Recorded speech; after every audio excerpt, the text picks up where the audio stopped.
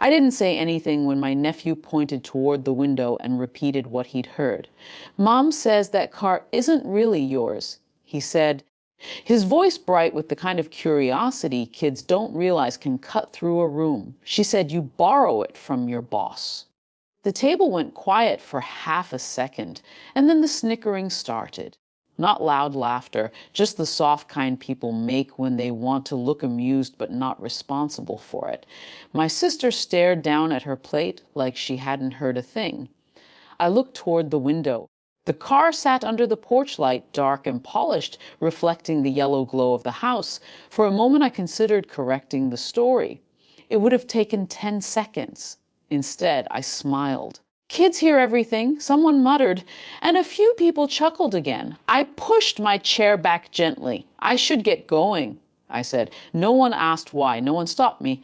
Outside, the night air felt cooler than it had earlier. I started the car and drove home without turning on the radio. The silence helped. It gave my mind space to drift through familiar thoughts I'd had many times before, how easily people build stories about you when they don't understand your life. Around 10 that night, my phone buzzed. A message from my sister. "Don't forget the house payment is due this week." No greeting, no mention of dinner. I read the message twice before replying. "Everything will be settled." 3 words. That was enough. The truth about the house had always been complicated, but not secret. Anyone could have asked. No one ever did. Years earlier, when my parents were about to lose the place, the bank had made it clear the numbers didn't work. My sister and her husband couldn't qualify for refinancing, and the rest of the family didn't have the income to back it. I did. At the time, I had already been doing well professionally, though I didn't talk about it much around them. Conversations about work usually turned into jokes about corporate life or little digs about people who thought they were better than everyone else. So when the bank offered a solution, I accepted quietly.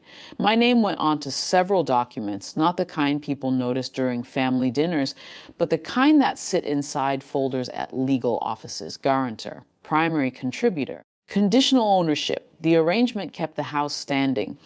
For years, the payments moved through my account before anyone else even thought about them.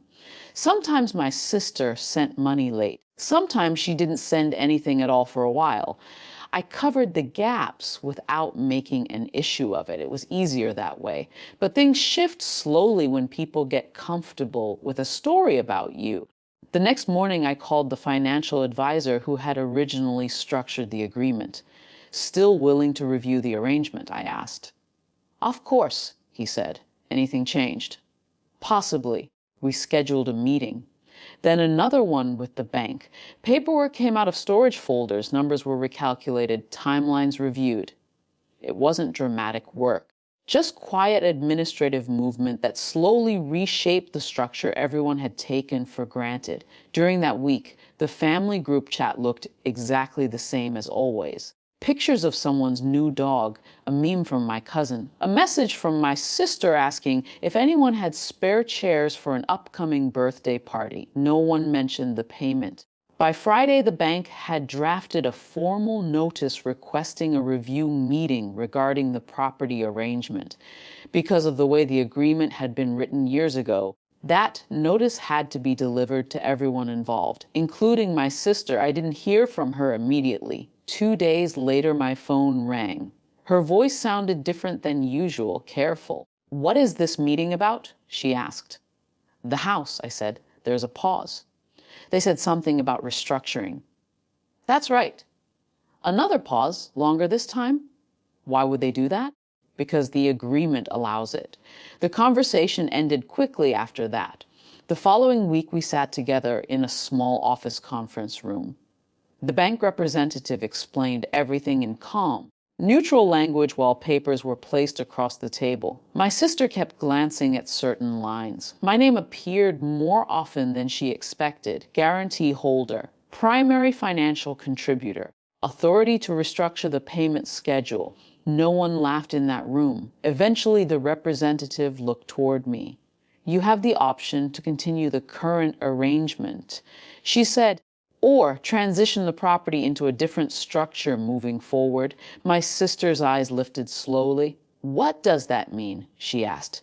It means, I said quietly, we can keep things the way they are, with clearer responsibilities this time, or we can close the arrangement and everyone finds another solution.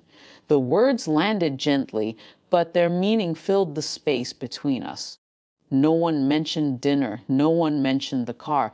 The meeting ended with tentative agreements and a stack of documents that would require new signatures over the next few weeks. When we stepped outside the building, my sister lingered beside me for a moment. I didn't realize, she began, then stopped. I nodded once. Most people don't realize things they never try to understand. That night, I drove home again under the same quiet streetlights. The car moved smoothly through the empty road, its reflection sliding across storefront windows as I passed. There wasn't any feeling of victory, just a steady calm. Some things don't need defending. Sometimes they only need time for the truth to reach the surface.